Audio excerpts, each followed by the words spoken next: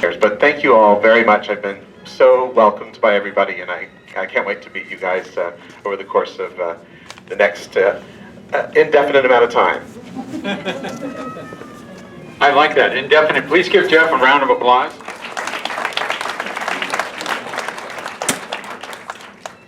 So he'll be getting back up there. We can probably do some preliminaries, and I will bring Tim and Dave up here in just a moment.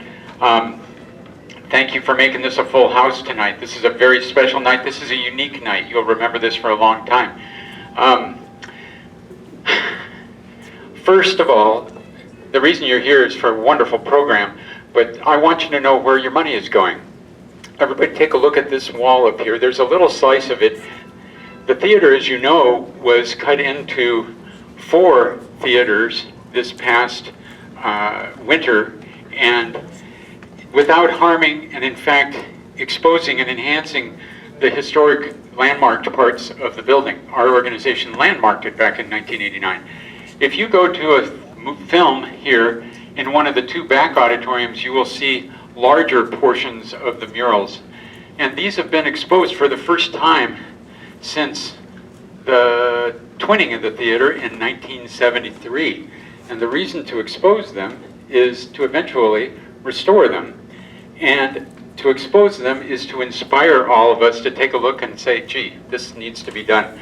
These were underwater. How many of you went to the Admiral when these were exposed before 1973? There are people here who were here. I'm sure Tim and Dave will talk about that. Well, these scenes on the walls went with the nautical motif of the Admiral Theater. The whole building was designed to look like a ship when it was built in 1942, and the Portola Theater, which is now was what is now the lobby, was expanded to the Admiral. And you know, the curvilinear design and the crow's nest on top that used to be there, and the whole Queen Mary look of the lobby was all intentional, as were these murals, which made you look like you were underwater. And it was kind of a black light effect. The appliques lit up in the dark. And so we are aiming to do that. And by we, I'm talking about the Southwest Seattle Historical Society. All of your money that you paid tonight is tax deductible, and it will go into a special fund of our organization, though eventually we'll have RFPs, artist supply. This will be a formal process, and over time you will see the progress of the restoration of these murals. So thank you for being here for that purpose. And now I'd like to bring up the stars of our show. They can walk up here while I'm talking about them. The reason that we are having this show tonight is that, oh golly, 25 years ago, a woman named Berlina Brock was on our board. And I've known Berlina for a long time. Berlina has stayed active in our activities, and I was talking with her a couple of years ago, and she said, did you know my son works for the Chaplin family? And my ears went big, and I immediately said, you've got to tell me when he gets back to town, because he lives in Italy. And so a couple, 3 months ago, she did. Berlina, would you stand up so that everybody can give you a round of applause?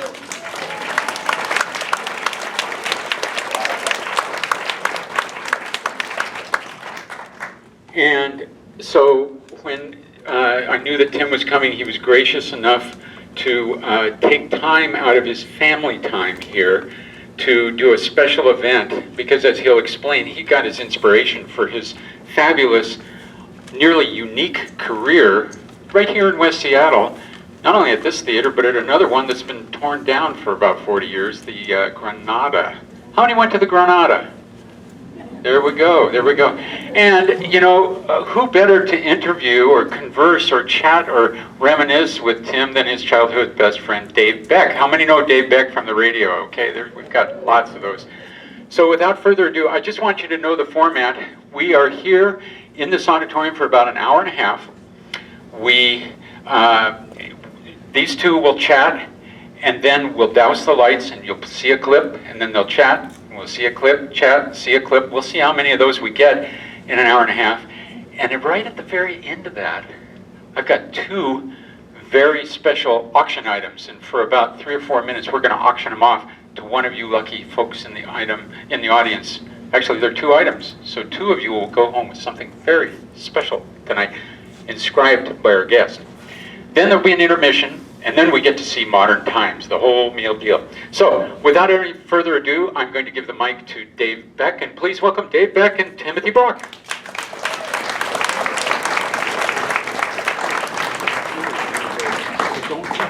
Okay. Good evening, everyone. Can you hear me okay? How's that? Yeah. Well, being in radio, I usually have at least an outline or a script in front of me, but tonight I'm just going to free associate with my dear friend Tim here, and just by way of association to tell you how special this is for me. Today and yesterday, my Facebook, those memories on Facebook, you know, how you get what happened 1 year ago today. Yesterday, it was a picture of Tim with the New York Philharmonic in Vail, Colorado, doing, what were you doing there? City Lights. Yeah, conducting the New York Philharmonic in City Lights by Charlie Chaplin. Charlie wrote the music. And so I kind of pinch myself when I think of Tim conducting the New York Philharmonic and all these orchestras in Europe, and it's really an extraordinary life and story, and it all began right here in West Seattle, as we're going to talk about it.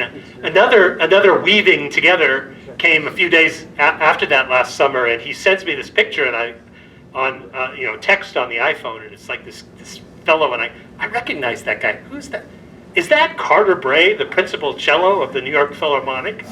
And this is a picture that comes from Shanghai, China, where Tim is with the New York Philharmonic last summer. And it turns out that Carter Bray, the principal cellist, and I'm a cellist, and I interviewed Carter Bray many times over the years, and I am in awe of Carter Bray. Well, it turns out Carter Bray is a Charlie Chaplin freak, and so he and Tim go to a bar in Shanghai and stay up late in the night talking about Chaplin films. And so the way, I think you'll find all evening tonight, the way things weave together in this beautiful, cool tapestry is it's just something I'm really excited to celebrate. So, we promised you clips, and we want to start out with a clip. And I'm not going to say much about this because this actually is a film. We're going to break down Tim's German expressionist period. And I worked, Yeah, starting now. Yeah. Genau. And so a lot of the experiments that we did in Olympia, we'll tell you about Olympia, had to do with some of these films. So we're going to see a little bit of Faust. This is Tim's score, and I think it's just such a visceral example of what he does and the great films that he works with. So let's roll that and we'll get started. Let's go to the Granada Theater. A lot of you raised your hand. Granada, there's an apartment complex there now, and the Granada was the place where we would go on the weekends and see silent movies, and there was a great Wurlitzer organ there. And you can tell me how old you were, Tim, and what it was like to go into the Granada Theater, what that place was like. I recall it was a little long in the tooth, as they say. Yeah. But you had an extraordinary experience there. Well, I mean, the Granada. For those of you who went to the Granada Theater, it was an amazing thing because it was a wonderful old silent film movie palace. The fact that they had a Wurlitzer that was still on the motors. In other words, it was still on a platform that raised while the organist was playing, and the feature would come on. Maybe not this film, but other films. But my only experience in up to that point, in terms of silent film with the Granada was probably like most people, and that's Shakey's Pizza. I loved silent film and Shakey's Pizza. I wanted to have pizza all the time. And half the reason is because they would show Laurel and Hardy shorts and Chaplin shorts and Buster Keaton shorts and Harold Lloyd shorts. And it was just on a continuous loop while they made pizza. So, I mean, I was in heaven at that point. So I was equally disturbed when they shut down Shakey's. but the Granada Theater was a tremendous experience because for me, as a child, I really went in there because I heard that there was this great organ. And I didn't really know that much about film. I went for the... And in this one afternoon, and I went with I believe my brother Tom, who's here somewhere. Not yet, of course. Brock, he's always late.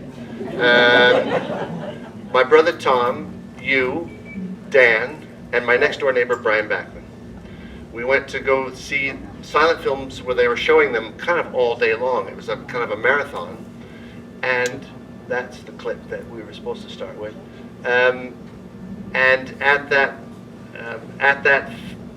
on that day they showed Metropolis, Nosferatu, and 2 Keaton shorts. And it was very much something I never forgot. Yes. And about 20 years later, I wrote this score, which was 20 years ago or something. This is Faust from 1926. So you saw Metropolis. We're going to spend just a little time here on what we're calling your German expressionist period. I mean, what is it about that style of filmmaking that, you know, I don't know how old you were. We were 10 years old when you 10. I mean, what hits you about that? And this is the stuff that really launched you as a composer. Well, I mean, what launched me as a composer actually was when somebody asked me to write a German film. I mean, that's what launched it, because when I started composing for orchestra, it was for an organization called Film Preservation Associates out of Los Angeles, which is a company that restores silent films, and often many of the silent films that they restore have no music on them, have no scores on them at all. So they commissioned a score for me, and I would compose that score in Olympia, which is where I was living at the time, and recorded it with the orchestra that I was a conductor of, the Olympia Chamber Orchestra, where I was conducting for 11 years down there. And but going to the Granada was my first experience of what a German film looks like with live music. And it was interesting because from what I've heard from other people who've been to the Granada shows, because they did several of them. It wasn't just like this one-time event. It was a fairly regular cycle, if I remember correctly. But for some reason, the Germans really stuck with me.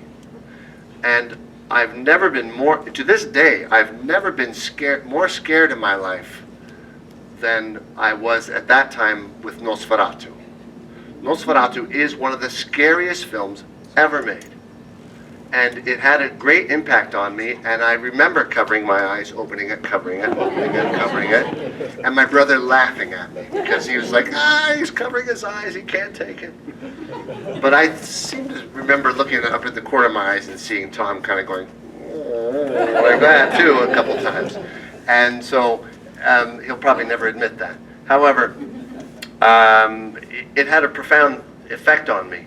And then about 12 years later, I composed my first score for a silent film, which was a German silent film called Pandora's Box by G.W. Pabst. And that proved to be a little trickier than I expected it to be. I had never composed for silent film before. You have to remember that a composer for normal film takes about 45 minutes. You know, most feature-length modern films have about 40 to 45 minutes worth of music, and a lot of it is repeated. Silent film, you can't do that. You have to play from the beginning to the end. You are everything. You are sound effects. You are dialogue. You do everything that what sound has yet to achieve by 1927. So I gave myself what I thought was plenty of time to write Pandora's Box, which was just under 2 hours. I thought, 6 weeks, that's plenty of time. It wasn't. The ink was literally, I mean, you played that gig. Yeah. Dave was the cellist on that first silent film score I did. He was the principal cellist of Pandora's Box, and they were literally the glue from, we didn't have time to make parts, so we had to cut strips out of the score and then paste them on individual players' parts. And he was literally looking at parts that had glue drippings still wet on it because they were up in there, they were cutting them down as we were writing them. I was composing, they were writing them, rehearsing, composing, writing, cutting, pasting. And that was, we had one rehearsal? Yeah. One rehearsal, I think, the night before. Tim, It was a disaster. can you meet the mic? Yes, I can. It was a disaster. Is that better? Yes. About that? Yes. Okay. So, it's a matter of live and learn. Yeah. So my memory of that, and I think of how crazy that was. But two memories. Shall we go to the Yeah, sure. famous story? So Tim would do all these things to, of course, replicate what was going on in the film. And in Pandora's Box, there was a crowd scene. Am I telling the right story here? Courtroom. Yeah, and it's just there was just a big hubbub, and he couldn't necessarily represent that in the sounds of the strings. A fire alarm goes off, and In the film. okay, yes, exactly, in the film. This is all happening on screen. He has to replicate a scene in which there's, oh, excellent, we've got two mics. That'll make life much easier. This works much better. Thank you. And he can interrupt me much easier that way, which he's really good at doing. And he needed people in the orchestra to yell out random things. And so each part had something written in it for someone to yell out, fire. out. And the guy, the bass player in back of me, and I don't think he purposely didn't rehearse this or something. Why? Well, just yell here. But all of a sudden, this guy in back of me is screaming in my ear, "It's a castle man! It's a castle man!" And I'm like, what? How did he? And I looked at Tim, and Tim just like gives me this big smile. In performance. Yeah. And I am just freaked out, and I lose my place in the music, and he keeps conducting and smiling. But Tim had been our composer in residence on a string quartet tour in Europe 30 years ago this summer. Was it? And one night, Tim hated to stay in youth hostels. And we always had to say, Tim, we got to save some money to stay in the youth hostel. And so he would always complain about the youth hostels. But this particular one was actually a beautiful castle, and he started to complain about the youth hostel. And I said, Tim, it's a castle, man. And he said, David, I'm never going to forget that you said that. That sounds like, it's a castle. And he mocks me. And I thought, that's the end of that. But I'm sitting in this film score, performing this crazy film. And the guy in back of me is screaming, it's a castle, man. And Well, that's because I knew that Dave was the cellist. He's sitting there, and I knew that the first bass player was going to be right behind him, with his head right behind you. So I had him shout as loud as you can this phrase, "It's a castle man." Nobody in the crowd, because everybody else is yelling, "Fire! Get out! Fire! Fire! Fire!" I knew that nobody in the audience would hear "It's a castle man" except Dave. So I had him shout it right at Dave as loud as possible. yeah, it had its desired effect. I was thoroughly lost. Yeah. But the other thing I remember about that, because you're talking, Tim had to forge his own path. There is no music conservatory for composing music for silent film. No, there is now. But Well, yeah, that's right. You've written the curriculum, probably. But so he found musicians, and we did his pieces in Europe. We did his string quartets, but it was at this old rundown Capitol Theater in Olympia. The roof leaked, and it was just a mess. Where we did all these things. Now, and I remember that something happened, like either the print or something happened with the film, and you, after the supposed dress rehearsal, you had to stay up all night and you had to come up with another 10 or, I can't remember the details of the story, but... Yeah, it was a different version. The thing about silent film performance is that when you compose a score to a version of what they consider the latest version of that film. And this, by the way, still happens in 2017. It still happens. You compose for a certain score, And then some dude in New Zealand comes up with 18 feet more of the film that we've never seen before. And then they just add it in there. The one person they forget to tell is the musicians. So often we'll get versions of the film that what they think are the most current and most up-to-date restorations of a film score. And then you're writing so carefully every nuance. When somebody's looking left, there's music. There's someone who's looking down or shouting, or there's a tree falling over. It precisely on beats 2 and 3 of measure 4084. I mean, everything is very, very precise. Music's good silent film music. It fits like a glove, like a rubber glove, and so you're doing. You work so hard at trying to get those things done, and then on the dress rehearsal is when the print is the first time you see the print coming, which you assume is what you've been working with for the past 6 months. 6 months, not 6 weeks. 6 months. And then you find out it's a different version. And now you've got, after working on a score for 6 months to the minutest detail, you have now about 18 hours to rewrite it. So that happens, and this happened to me 5 weeks ago. So it happens all the time, because you think you're going to get a version, and that's because, like I said, there's some new film found somewhere. And the reason I mentioned New Zealand is because all silent films in the silent film era would go all over the world, and they would be the last place it would end up in the world would be New Zealand. And New Zealand, when they get a film and they're done showing the film, when its run is over, they call Columbia Pictures in LA and say, we're done with the film, shall we send it? No, just bury it somewhere. It's too expensive to bring back. So there's an incredible treasure trove of silent film found in New Zealand, of films that were considered lost. I want to play another German expressionist film, and then we'll move on to some of the comedies and other material, and we'll end up with Chaplin. But I was really honored that Tim came to me. I can't even, early 90s, maybe late 80s. 92, I think. 92. So there's a F.W. Murnau film called The Last Laugh. The Letzte Mann, but in the English release is called The Last Laugh.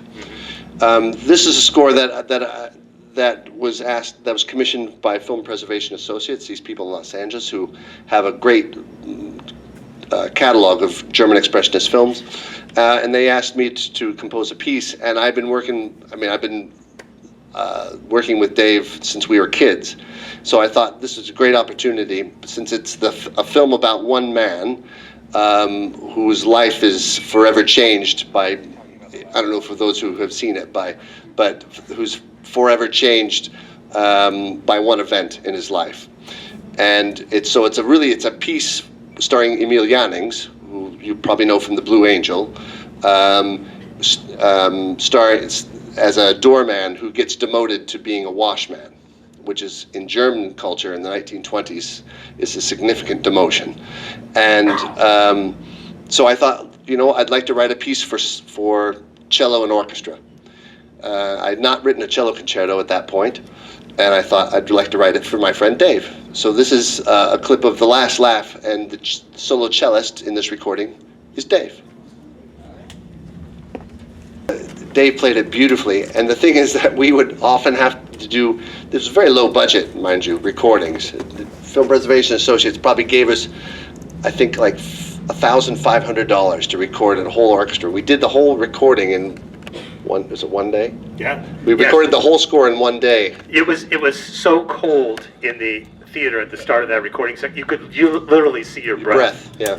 And then we went on this tour. I remember we went to the Fox Theater. It was a beautiful theater in Portland. In Portland, yeah. Yeah, that's right. We did it in Portland and, too. It was I thrilling. forgot about that. Yeah. So Tim, now the Olympia. Tim was the music director, as he's referred to, of the Olympia Chamber Orchestra. Heard on these projects. Did you form that orchestra to do film work, or?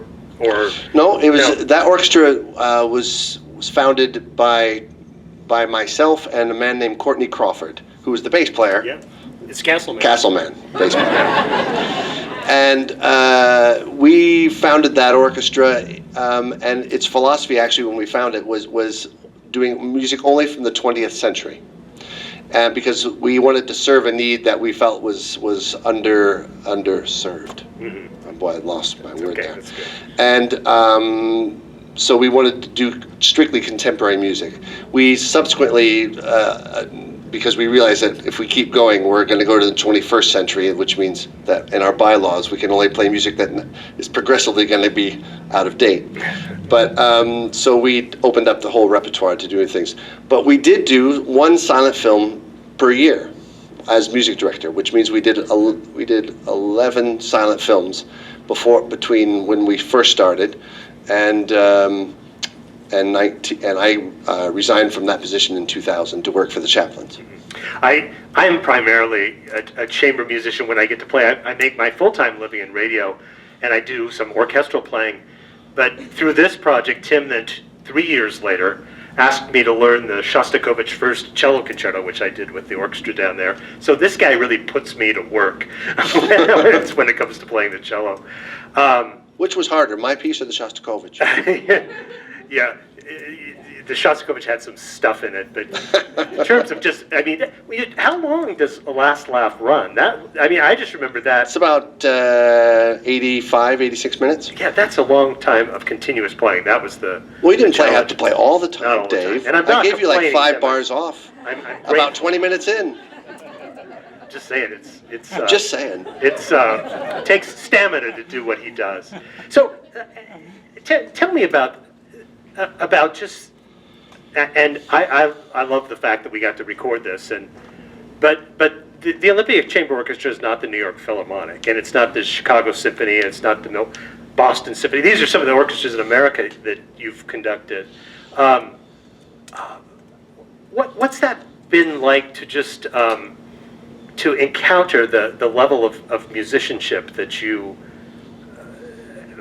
work with around the world? It's you made a really vast jump from Olympia Chamber Orchestra to the New York Philharmonic. We've only got so much time. Yeah. There's a lot of really great orchestras in between. Yeah. So actually, my first encounter of really great musicianship on those early years was the Los Angeles Chamber Orchestra. Yeah. Because I did the silent film program for the Los Angeles Chamber Orchestra for 20 years, starting in 1990, I think. And that I really learned that there were some really great, incredible musicians. And then you come across things that if you actually can write something and somebody can play it how you wrote it. That's really weird, because most of the time, as a young composer, you come across, and student composers who write for their colleagues, which is a very typical way a student composer would work, they would not play it exactly how you wrote it or how you hear it in your head, because they're also learning their craft as well. So it's not going to be perfect. But when you finally come across an orchestra that literally can play exactly how you would like them to play it, is a very it's both at the same time humbling and also very empowering. But it's always this kind of playing, I would say, for any musician where the film is an absolute metronome. I think that has to be demanding. Yeah, I mean, a lot of people. I mean, the thing is that we have to really talk about it in two different subjects. There's the composing for silent film, and then there's conducting for silent film, because they're not always one and the same. There's a lot of composers for silent film that don't ever conduct their work, and then there's a lot of conductors who don't compose. So, I mean, just like in concert hall music. So. But for a conductor to keep time, everybody has a different technique. And in my early scores, like Pandora's Box, Last Laugh, there's a lot of sort of slow stuff going on.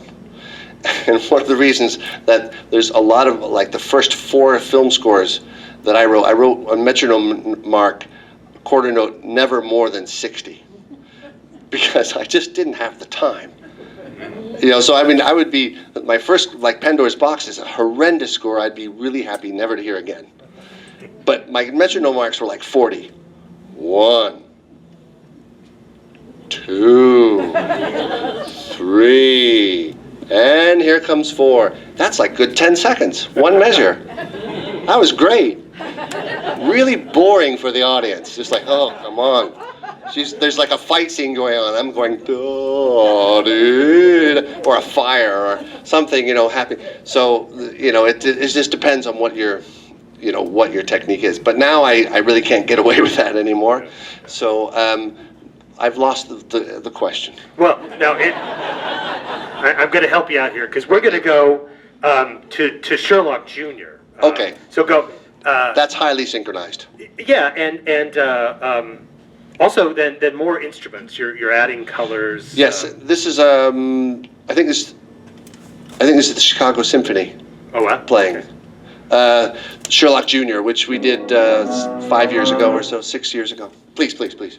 Yep. So take it away, and we'll talk a little bit more about it.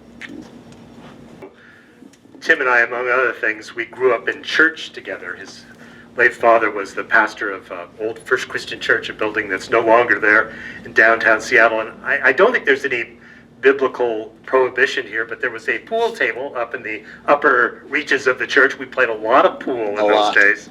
So that was preparation for writing that scene. Which, by the way, we are not in 40 beats or 60 beats to the bar anymore. No. With this music. No, it's cut time now. Cut time at 1:44. That's probably Buster Keaton's most brilliant film. A lot of people think of The General as being his most brilliant film, or Steamboat Bill Jr., which are both unbelievable masterpieces. But this is a work of genius. It's one of the reasons that you don't know about it too much is because it's a featurette, which means it's 45 to 50 minutes long, and it's a masterpiece. But it is bloody difficult to conduct. You have to remember that when I compose the pieces in studio, everything works out beautifully, of course. Everything's just matched up nicely with a metronome, tick, tick, tick, tick. But then you get in front of a 65-piece orchestra, which is how big this orchestra is, you realize that you actually have to conduct like a metronome, essentially, but not sound like it.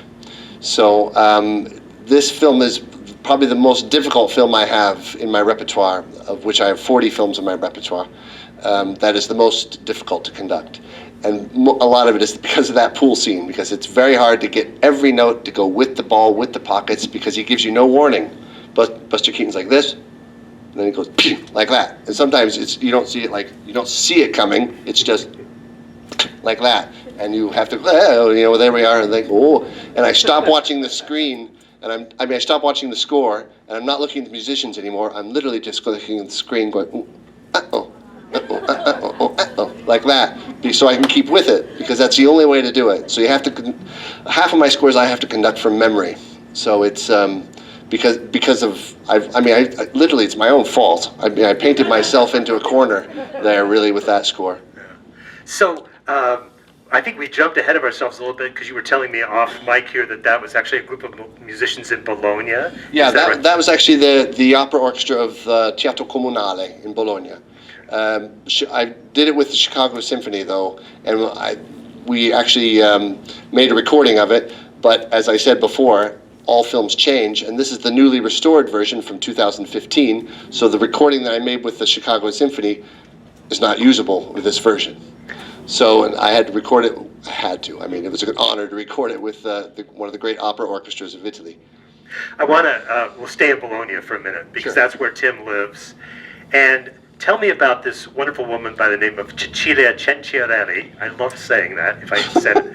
And that is Tim's wife. And you met her through film cinema circles. Yes. The reason I live in Bologna is because Bologna is the center of all film restoration in the world.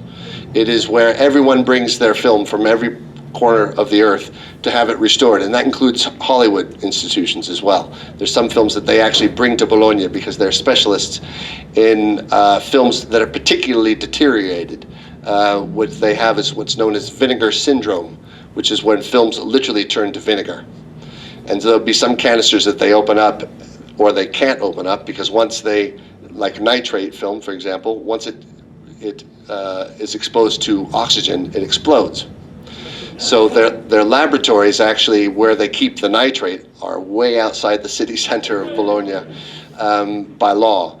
And my wife was actually in charge of the Progetto Chaplin, which is where all the Chaplin films have been restored, because the Chaplin estate donated all their films to be restored to Bologna. And I was the music director for the Chaplin family at that time, and I conduct at what they called the Cinema Ritrovato, which is cinema rediscovered. And they have a festival of new film restorations, and I conduct. You may have seen the photos at the beginning when you walked in. To see that big piazza with a giant screen and this tiny little ant which is me conducting an orchestra in front of a piazza where we have 10,000 people coming every night of the festival in the Piazza Maggiore in Bologna. And my wife was the head of the Chaplin project, and that's how we met and married, and have a little 5-year-old boy sitting out there next to my mom. And just among the people that Cecilia works very closely with is Martin Scorsese. And My wife is Martin Scorsese's go-to person for restoring films, because Martin Scorsese, more than a filmmaker, he's a film buff. He's a film lover, and he finds films that he's always wanted to, that he remembers seeing when he was, somewhere 40, 50 years ago, and he calls Cecilia and says, please find this film for me because I think it'd be good to restore this film. And then Cecilia is on the phone for the next 6 months trying to track down where the elements are all over the world. do you have you had a chance to talk music and movies with Scorsese, because he's such all these, he did Woodstock and he worked on all these music films. I wonder. I haven't talked at length to Scorsese about film music, except just things here and there. But I have talked to his editor, Thelma Schumacher, has been his editor from the very beginning, from Raging Bull thank you, Taxi Driver onwards. And she's a big film nut, and her husband was Michael Powell, the great British filmmaker. Oh, wow. And so I've talked at length about her, and they've come to me about certain suggestions for certain films, especially period films from the 20s. He's got some great people around him, so he's well covered. Well, I'm jumping back and forth in time, but just talking about some of these silents, I wanted to touch on this gentleman and connect it back to the Shakey's Pizza days, because you met a fellow named David Shepard that played a very important role in connecting you, well, I think ultimately to the Chaplin family. Yeah, yes, in fact, not directly, but yeah, absolutely. David Shepard was the man who was in charge of the Film Preservation Associates, the Los Angeles organization that commissioned the first 8 films of mine, 8 film scores of mine. And he got me actually in touch with the LA Chamber Orchestra to start working with them and doing their silent film programs, and was a key figure in commissioning a lot of new scores from a lot of different composers. He unfortunately just passed away just about 3 months ago, but he's a name to be reckoned with. And he was the guy who also made the contract with Shakey's Pizza. He provided all the films for the entire chain of Shakey's Pizza, and I never knew that he was the man who was actually responsible for that until much later. Yeah. So I remember when you started, and I've had the honor of going down to LA a couple times and seeing Tim conduct the Los Angeles Chamber Orchestra, and sticking my head in the pit and meeting these brilliant musicians whose recordings I'd played on the radio for years and years, and to connect it more locally. Gerard Schwartz was the music director of the Los Angeles Chamber Orchestra for a while, so there's a lot of Seattle connections down there. But so through the LA connections, you meet people like David Raksin, who's the great film composer. He wrote Laura and all sorts of films. What was it like to hang out with him? How did he help you along the way? Well, he was great, because David introduced him to me, and I got to be pretty close with David, and I gave 2 world premieres of 2 of his pieces that he had written but never had performed, and so he brought them out for me, which was really nice. the connection also with David Raxon, just because, I mean, I loved his music as a composer, not only Laura, but Force of Evil, and Separate Tables, brilliant composer in his own right. He was Charlie Chaplin's very first music associate for Modern Times in 1936. He was 23 years old at the time. He was recommended to Chaplin by George Gershwin and through Alfred Newman, and was also one of the arranger for the what's the big circus company back east? Barnum and Bailey, combined shows. Stravinsky, they wanted to use Stravinsky's circus band march, polka. Circus polka. Circus polka for the actual circus. So Stravinsky says, okay, but I don't have time to make it happen. So Stravinsky asked David Raxon to do it.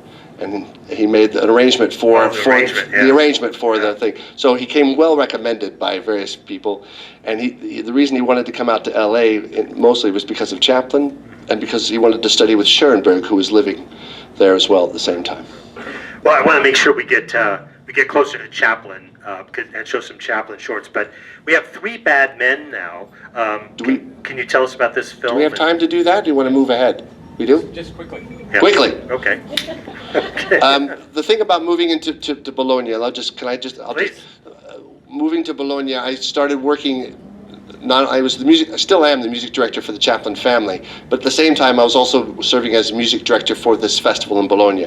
And they commissioned one new film score for me just about every year. And it gave me an opportunity to compose music for these great restored films. And I've always wanted to do a Western. I've never done a Western. I mean, I did German expressionist films, I did comedy films, I did Harold Lloyd shorts and some things like that, but I never did a Western. And this was my first attempt. And only attempt. That doesn't mean, I'm not judging it or anything, but. So I wonder if when you were asked, either you're assigned a commission, or I don't know how often is the case that you see a film and you go, I got to work on that, I got to write that score.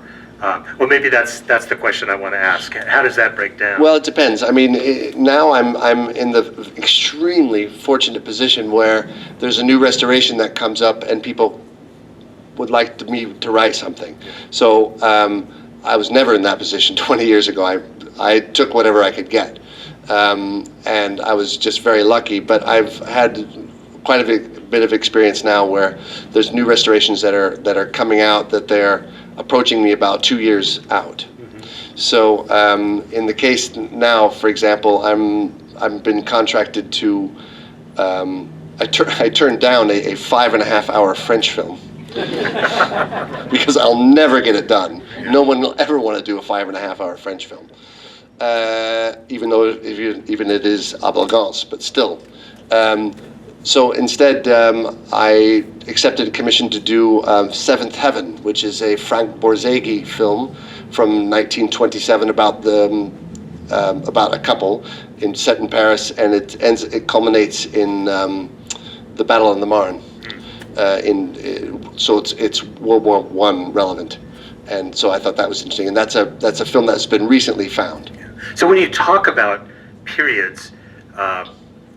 Because this is, you have a Western here, and you have German Expressionism, and you have a Buster Keaton comedy. This is all over the map. What kind of thinking do you do about what musical language? There's a lot of Western-sounding folk music in that score, but tell me a little bit about that process of just. Well, I mean, the first thing that I think of is what I try to do is. Not before I get into genre, I try to think about what would the director want. Now, mind you, I've only done about 3 contemporary films, and they're all really small films, nothing of any great importance. But one of the reasons I love doing silent films is that I get to work with directors that have been dead for 70 years,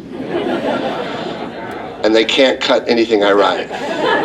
So it's a really fantastic opportunity that I didn't want to pass up. So but I do try to keep in mind what the director wanted, what the idea of what it is that they want to convey. So, but one thing that's very important to me is that I try to write something that is not stylistically beyond the year it was made.